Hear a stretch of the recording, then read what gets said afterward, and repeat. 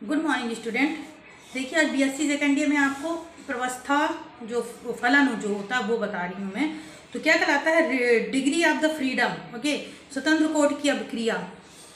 किसी तंत्र के स्वतंत्र कोट की संख्या प्रवस्थाओं के परिवर्तनशील कारक, जैसे कि कारक कौन कौन हो सकते हैं, दाब, ताप और सांद्रता पर निर्भर करती है। ओके, तो ये क्या है, वह कम से कम है, जिसे स्वेच्छा से निर्धारित करने को भी अपन क्या कहते हैं, स्वतंत्र। स्वतंत्र का मीन्स आप समझ रहे हैं कि आप फ्री हैं, कुछ भी मतलब आप उसके अकॉर्डिंग मैनेज कर सकते हैं, ताप दाब चेंज कर सकते हैं, उसी को क्या कहते हैं अपन, स्वतंत्र कोट की। स्वतंत्र कोट की अभिक्रिया के बाद इसमें आता है कि वर्णित मीन्स क्या होता है, डिफेंस हो जाती है। निम्नलिखित में स्वतंत्र कोट की अभिक्रिया, माना कि ऐसे दो गैसें, मान लो कि CO2 और नाइट्रोजन का मिश्रण, तो मिश्रण को क्या करेंगे, साम्य अवस्था मीन्स पर इस तंत्र को परिभाषित करने के लिए तीन परिवर्ती या तीन वेरिएबल्स की आवश्यकता होगी। कितने वेरिएबल्स की आवश्यकता होगा, तीन। ओके, तो ये तीन कौन कौन होंगे, दाब होगा, ताप होगा और सांद्रता होगा।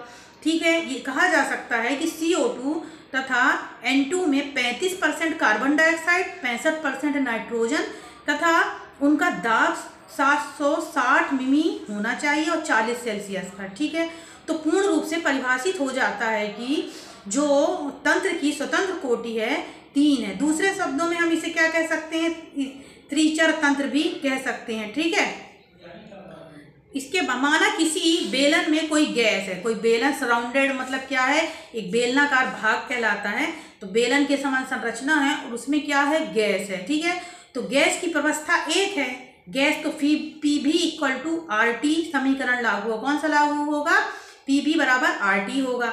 स्थिर तापमान पर दाब का आयतन तथा गुणनफल स्थिर रहता है। मतलब क्या, जब टेम्परेचर क्या रहेगा, बिल्कुल स्टेबल रहेगा, स्थिर रहेगा, चेंज नहीं होगा। अगर सपोज दैट 40 सेल्सियस तो 40 सेल्सियस ही रहेगा, तो इसका दाब जो होगा और आयतन का जो गुणनफल भी क्या रहेगा, स्थिर रहेगा। यदि तापमान तथा दाब निर्धारित कर दिए जाएं तो आयतन का मान स्वयं ही निर्धारित हो। ऑफिशियल सी बात है कि यदि तापमान तथा दाब दोनों फिक्स हैं, फिक्स्ड कर दिए जाएं, तो जो उसका वैल्यूम निकलेगा आयतन स्वयं ही निर्धारित हो जाता है। इस तंत्र के बारे में संपूर्ण ज्ञान प्राप्त करने के लिए तापमान दाब की आवश्यकता होती है, इसलिए इस तंत्र को हम स्वतंत्र कोट कहते हैं। ये दो प्रकार का, देखिए स्वतंत्र कोट निश्चित करने के लिए आवश्यक नहीं है कि तीनों दशाएं, दशा मीन्स ताप, दाब और सांद्रता बताया जाए। माना कि बेलन में जल के संपर्क में जल वाष्प है, मीन्स जल है और वाष्प है, तथा साम अवस्था में दो प्रवस्थाएं, पानी तथा संतृप्त वाष्प, लेकिन घटक एक है। इस प्रकार तंत्र किसी निश्चित तापमान पर वाष्प दाब का निश्चित मान होगा। मीन वाष्प दाब क्या होगा, निश्चित टेम्परेचर में होगा।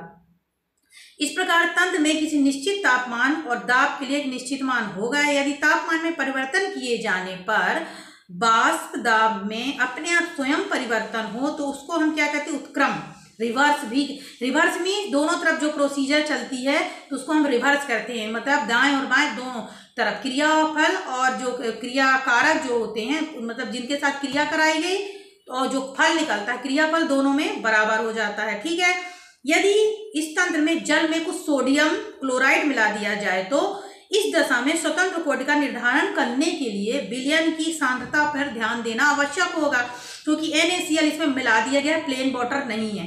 वाष्प दाब विलयन को सांद्रता पर, वाष्प दाब किस पर निर्भर करता है, विलयन की सांद्रता पर निर्भर करता है। यदि तापमान को निश्चित कर दिया जाए, यानी जो टेम्परेचर स्टेबल कर दिया जाए, एक परफेक्ट कि इतना टेम्परेचर होना ही है, तो वाष्प दाब और सांद्रता में परिवर्तन हो जाता है। लेकिन तापमान तथा सांद्रता में कोई परिवर्तन निश्चित कर दिया जाए तो स्वयं ही निर्धारित होगा कि कितना ताप है और कितना दाब। इसी प्रकार KMnO4 का जल में संतृप्त विलयन, जो कि अघुलित KNO3 के साथ श्याम अवस्था पूर्ण रूप से परिभाषित हो जाएगा।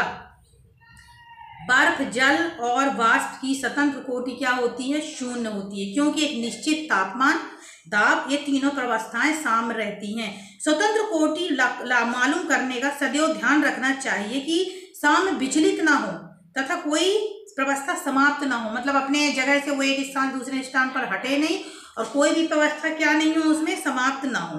ठीक है, ये क्लियर हुआ। इसके बाद आप देखेंगे स्वतंत्र कोटि की संख्या उन कुल गहन परिवर्तनों की कुल संख्या के बराबर हो जो तंत्र को परिभाषित करने के लिए आवश्यक होते हैं। माना कि उपस्थित घटक 1 2 3 है ना, तो म्यू ए म्यू 1 2 3। ओके, तो इसमें क्या कहलाता है, ए और बी निश्चित घटक मान लो, जिसे हम क्या कहेंगे केमिकल पोटेंशियल अलग अलग इनकी होती है। इसके आधार पर अपन क्या निकाल सकते हैं, स्वतंत्र कोटि की जो अभिक्रिया है। अभी देखते हैं एक घटक तंत्र का मतलब क्या होता है, जिसमें कि भिन्न भिन्न तंत्रों के एक घटक, जिसमें एक ही प्रकार की दो चीजें मिली हुई और जो सिस्टम बनेगा वो एक ही प्रकार का बनेगा, उसे एक घटक तंत्र कहा जाता है। जो एक घटक तंत्र होता है उसको हमेशा शून्य रहता है और इसकी 3 प्रवस्थाएं साम्य रहती हैं। जल तंत्र और बर्फ जल वाष्प। देखते हैं किसी साम्य अवस्था पर कितनी प्रवस्थाएं, उस समय हम ताप दाब की दशाओं पर निर्भर करते हैं। यदि तंत्र में 3 प्रवस्थाएं हैं, बर्फ है अलग है, जल अलग है और जल वाष्प अलग हो, तो स्वतंत्र कोटि क्या होगी, हमेशा शून्य होगी। यह अचर करार नॉन वेरिएबल सिस्टम भी कहते हैं। मीन्स किसको, जल बर्फ जल तथा वाष्प जो होता है इसको क्या कहते हैं अपन, नॉन वेरिएबल भी कहते हैं। ओके, यदि 2 प्रवस्थाएं साम्य हो तो बर्फ जल बर्फ वाष्प जल वाष्प, तो उसकी स्वतंत्र कोटि क्या होगी, एक चर तंत्र होगी। क्या होगी, एक चंद्र कहलाएगी या एक चर होगी। ठीक है, तो ये क्या कहलाता है, साम्य अवस्था जो कहलाती है उसके लिए बता रही थी मैं। इसी प्रकार अलग अलग से तंत्र है, जैसे कार्बन डाइऑक्साइड का तंत्र। तो कार्बन डाइऑक्साइड का तंत्र क्या होगा, इसमें कार्बन और 3 रेखाएं शो करेगा।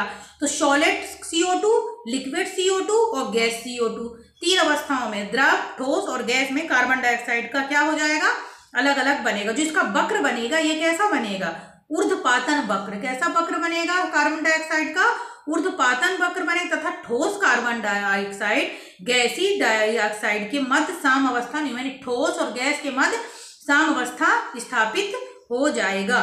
ठीक है, तो ये किसके अकॉर्डिंग, किसके लिए बता रही हूं मैं, जो आपको अभी मैं तंत्र के बारे में बता रही थी, कार्बन डाइऑक्साइड तंत्र, उसके लिए मैं बता रही थी आपको।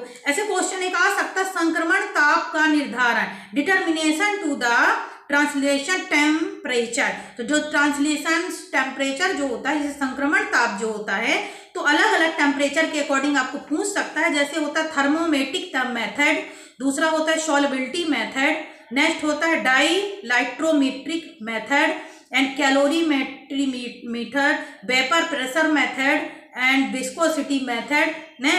तो देखो इसमें मोस्टली आपको करना है डायलोट्रोमेट्रिक मेथड।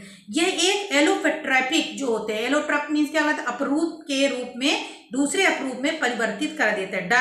डाइलाइटोमीटर जो होता है, तो डाइलाइटोमीटर की अकॉर्डिंग से ही हम ये साम्यावस्था में जो ये होता है संक्रमण ताप कहलाता है। जिस तापमान पर परिवर्तन होता है, मतलब आयतन में, याद रखना,